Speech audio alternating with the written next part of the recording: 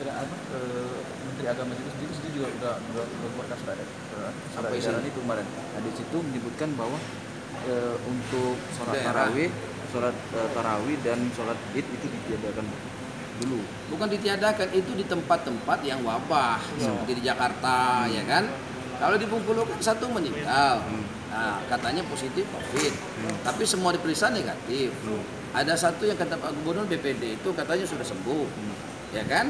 Jadi di sini juga disediakan tuh, pengurus masjid menyediakan tempat cuci tangan dan kemudian disemprot sebelum sholat, begitu. Saya pikir tidak ada persoalan. Artinya kita mengikuti. Iya, sudah sesuai dengan petunjuk Majelis Ulama Indonesia, Kementerian Agama. Jadi MUI itu sudah saya baca suratnya tadi. Suratnya itu mereka merujukan jadi Majelis Ulama Indonesia pusat. Coba dibaca baik-baik suratnya, ya. Jadi yang sakit tidak boleh, yang batuk, pilek tidak boleh diperiksa nanti kan. Sehingga kalau yang sakit di rumah. Begitupun yang baru datang dari ke Bengkulu, 14 hari dia nggak boleh keluar rumah. Begitu. Jadi yang datang ke masjid adalah orang-orang yang sehat dan itu dites nanti. Dan masjidnya juga sudah disemprot, ya, sehingga kemudian masjid juga steril. Sehingga tidak ada persoalan, tidak ada bertentang dengan keputusan Majelis Ulama Indonesia itu tidak. Oke, kan aku ini kan terkait surat edaran yang dikeluarkan oleh MUI Kota Bengkulu yang mengajak untuk melaksanakan sholat tarawih berjamaah di masjid ini. Ya, jadi pemerintah kota ini. Apakah kita menyetujui dari surat edaran yang dikeluarkan MUI Kota Bengkulu ini? Ya, ini bukan setuju tidak setuju, tetapi yang kita lihat adalah saya sudah baca suratnya, barusan saya baca setelah tahu dari kawan-kawan media massa. Saya baca betul, jadi rujukan surat Majelis Ulama Indonesia Kota Bengkulu itu merujuk dari surat Majelis Ulama Indonesia. Jadi tidak bertentangan antara surat Majelis Ulama Indonesia Kota Bengkulu dengan Majelis Ulama Indonesia, tidak bertentangan. Begitu. Di daerah-daerah yang terpapar COVID-19, maka itu tidak kemudian diperkenankan sholat tarawih dan sebagainya seperti di Jakarta.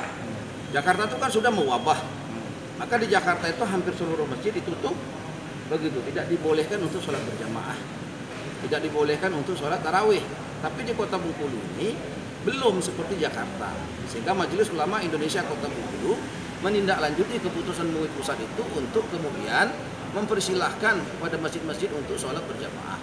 Khusus orang-orang yang baru datang tidak boleh, harus diisolasi mandiri selama 14 hari di rumah.